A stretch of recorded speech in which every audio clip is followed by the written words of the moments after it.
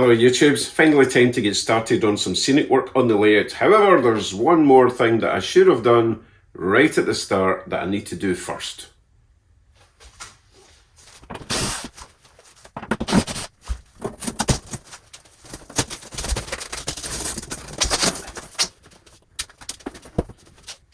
There's a TV in there.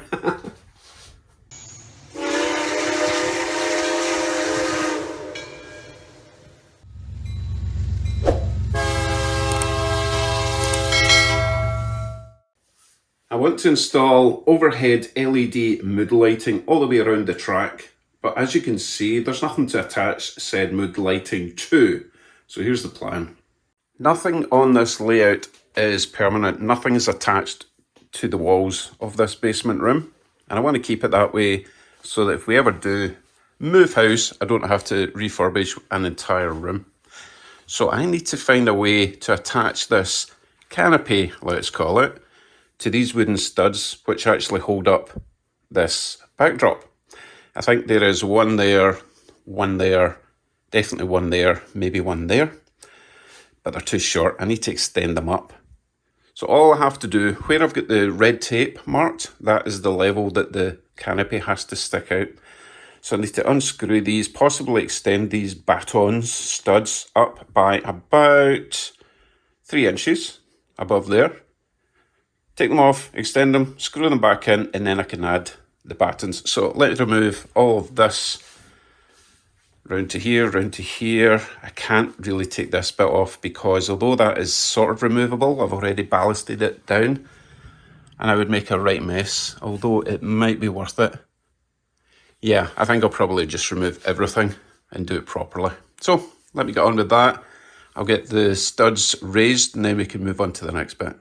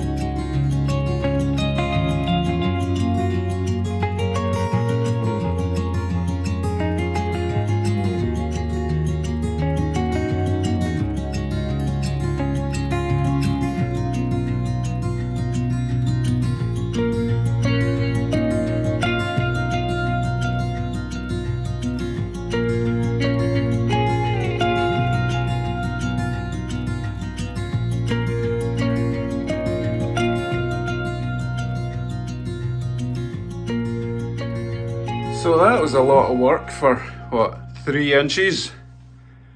But it's done now. The problem was when I was raising these up, there wasn't actually enough length at the bottom to attach them, so I had to do some adding on. But I think I've got enough sticking out the top now to make my canopy. Better tidy up first. Tidy as we go. Don't worry about the big gaps. They're just done with Velcro just now. I'll sort them properly with screws and more blue paint. So next up, we need to decide how far out the canopy is going to come. I don't want it out too far that I'm going to bonk my head, but I don't want it so close that all I'm getting is shadows from the back. So let's have a wee look. So this section of the layout is the narrowest section, and it is about 30 inches. Let's see, I've got this length of wood here, which is about 16 inches, which is a bit more than halfway out. Okay. So let's say we were going for half. Center on layout, basically. Just so you know, these are just getting screwed onto the sides here. I know that doesn't seem very strong, but most of the weight's going to be the studs themselves. So if I have one light strip coming along at the furthest edge, that would be in the middle, maybe another light strip further back. I kind of want to eliminate shadows, but also light as much of the layout as I can. So I'll tell you what I'll do. I will try this section of wood, since it's roughly half the width of the layout. Obviously not there, because, you know, there's no way I'm going to light this section. So I'll go around the whole layout with this lump of wood. I'll let you know what I come up with, okay? And I've put in a couple of little screws just to tidy up the gaps, which actually doesn't look too bad now. Quite happy with that. Well, I decided that the magic number is 18 inches. So I've cut it at 19 inches because it's going to be losing an inch when it goes into the wall. So let me cut the rest of them, cut the long sections, and then start building.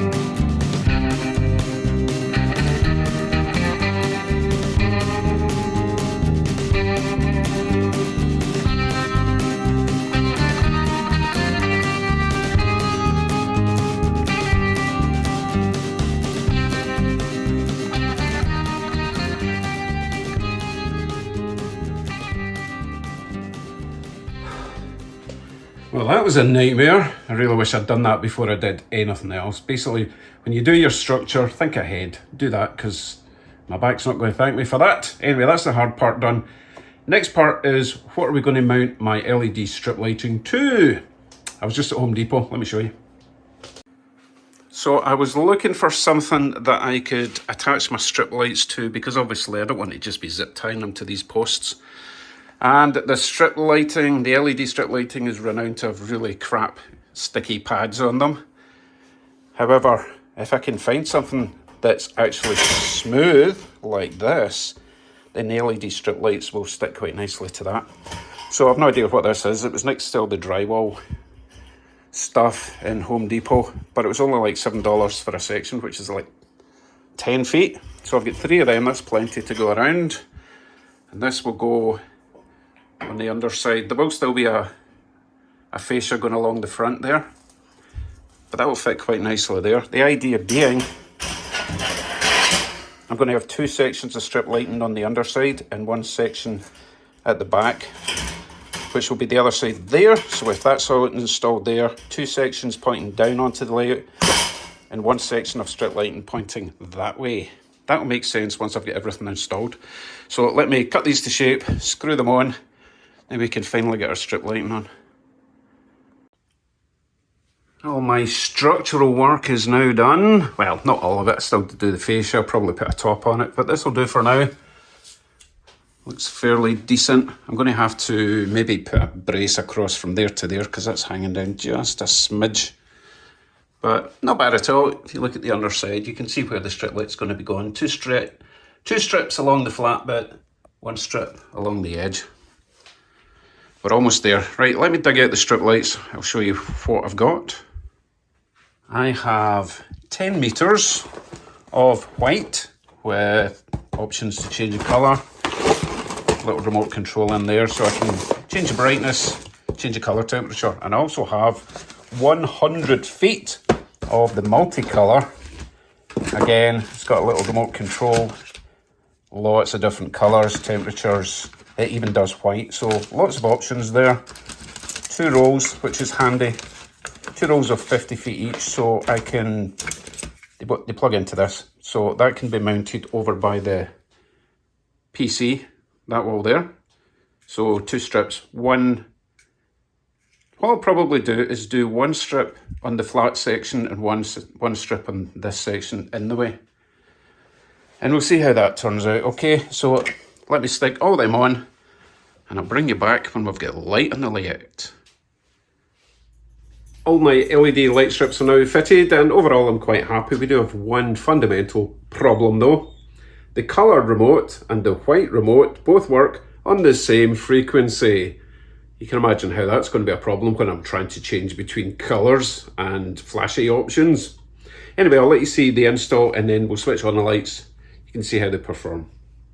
My new director of marketing has popped down to supervise the big switch on. As you can tell, he's very happy at that prospect. So let me show you what it looks like underneath that. So we have 2 light strips on the flat section. The one on the left is the colour, the one in the centre is just the white, and we've got a third one on the edge here, pointing over to the wall. Now, a very good reason for that is I wanted colour pointing that way, just to add a bit of more colour blend. Oh, you'll see what I mean when I switch it on. So let's get it switched on. You probably won't notice any difference while these lights are on. You'll notice a big difference when they are off. For example, the lights on my little station are actually on. Tim Horton's lights are on. You can see them, but you can't see them. Let me set up this camera for the best possible view and we'll do a bit of a big switch on. Switching on my new LED strip lights now. So you saw a slight difference there. That's it on the 3000 Kelvin. No, that's the 3000. This will be 4500 Kelvin and 6000. But what you'll notice is it kind of went a bit blue because this silly remote also turned on my blue strip lights. Well, my coloured strip lights. Anyway, I'll turn off the big light and you can see what it looks like without.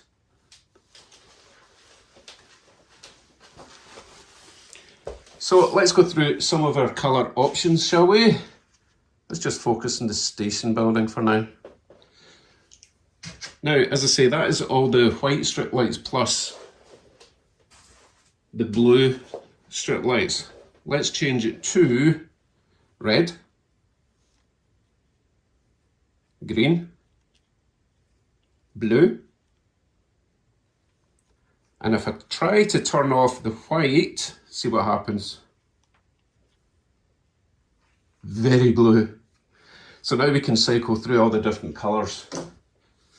They are in the same frequency, but because the white LED strip doesn't have certain functions, this remote won't affect it. So let's try red. Very cool. Green. Very green. Let's try orange. Orange doesn't look very orange because my camera's trying to auto-correct the colour. That's another shade of orange. Let's try some dark blue. And let's try a slow fade. And this should cycle slowly through all the different colours we've got in the LED strips. Maybe a slower fade. Let's try a slower fade. Pretty nice. Pretty nice. Let me give you a bit of a pan around. So that's obviously computer corner, and that'll be the main town area there. Moving round to Station Row. There'll be lots of little restaurants and possibly used car dealer and all sorts of stuff next to the station. And obviously when I get the station platforms finished, there'll be lighting over all the trains. Talking of which, let's turn on the DCC power and get some lights in those trains. Let's see if I can reach it from here without going over my bridge. There we go. We have lights on the trains. Oh wait, I'm supposed to be panning around to show you what it looks like. So I haven't decided what colour I like best. The dark blue is very good for moonlight driving, I guess. And this is purely just the coloured light strips without the white. I'll put the white on in a wee second and you can see how it looks purely without any of the overhead lighting.